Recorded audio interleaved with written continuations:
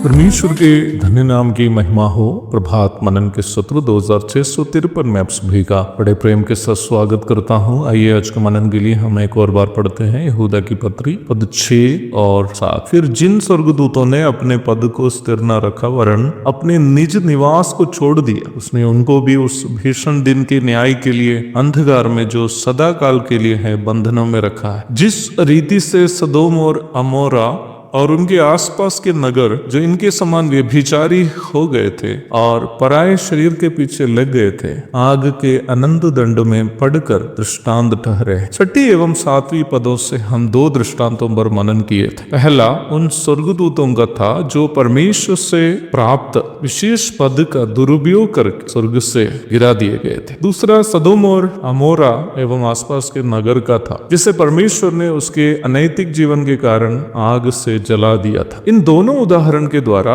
यहूदा एक खास आत्मिक सच्चाई को अपने पाठकों के सामने प्रस्तुत कर रहा है। वो सच्चाई यह है कि परमेश्वर से प्राप्त आशीषों को या विशेष जिम्मेदारियों को पाप करने के लिए जो भी उपयोग करेगा वह अवश्य परमेश्वर से दंड भी भोगेगा। स्वर्गदूतगण परमेश्वर के द्वारा निर्धारित सेवाओं को करने हेतु नियुक्त आत्माएं थे, परंतु उनमें से जो भी लोग अपना पद का दुरुपयोग किया वे सभी दंड भोगने के लिए नियुक्त किए हुए। They are appointed for condemnation। परमेश्वर ने आग की झील को उन स्वर्गदूतों के लिए जिन्होंने परमेश्वर के खिलाफ बलवा किए थे बनाया था। मत्ती 25:41। शैतान और उसके साथी दुष्ट आत्माएं इस संसार में क्या कुछ भी नौटंकियां करते रहे, अंत में उसको उस अनंतकालीन आग की झील में ही पहुंचना है। सदोम और अमोरा के बारे में उत्पत्ति 13:10 में पढ़ते हैं कि निम्न क्षेत्र परमेश्वर के द्वारा नाश किए जाने के पूर्व अदन की वाटिका के समान उपजाऊ थे।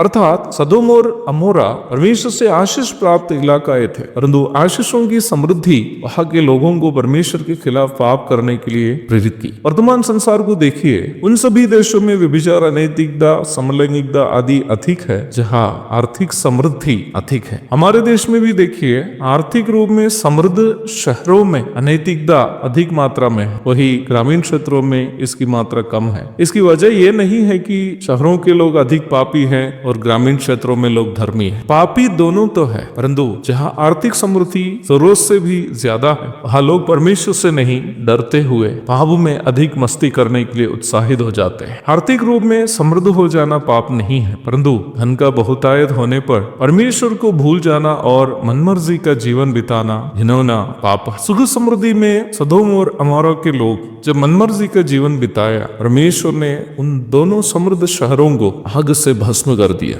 ये दोनों हमारे लिए एक चेतावनी के रूप में यहाँ बताया है। मैं ऐसे पास्टरों एवं प्रचारकों को जानता हूँ जिनकी पढ़ाई यहाँ तक मैट्रिक तक की भी नहीं है, परंतु एक बार पास्टर या प्रचारक के रूप में लोगों का अंगीकार मिलने लगते हैं तो वे इतना घमंडी हो जाते हैं, अहंकार से इतना चूर हो जाते हैं कि न परमेश्वर से डरते हैं न लोगों का परवाह करते हैं। परिणाम क्या है? इन्होंने पापों में फंसकर परमेश्वर से त्यागी गई स्थिति में केवल दंड का इंतजार करने वाले बन जाते हैं। इस प्रकार दंड भुगतने वाले अनेकों का उदाहरण मैं आपके साथ चाहिए तो साझा कर सकता हूं, लेकिन इस प्रकार के एक सोशल मीडिया प्लेटफॉर्म में ऐसा करना उचित नहीं है, इसलिए बोलना नहीं चाहता हूं। परमेश्वर से पदविया एवं आर्थिक समृद्धि मिलने के बाद परमेश्वर को भूलकर इन्होंने पापों में जीने वाले लोग ये कभी नहीं भूले कि उनके ऊपर परमेश्वर का दंड सुनिश्चित है। एक और शुभ दिन की धन्य कामनाओं के साथ आज का मनन में यहाँ समाप्त करता हूँ। प्रभु आप सबको आशीष दे। आमीन।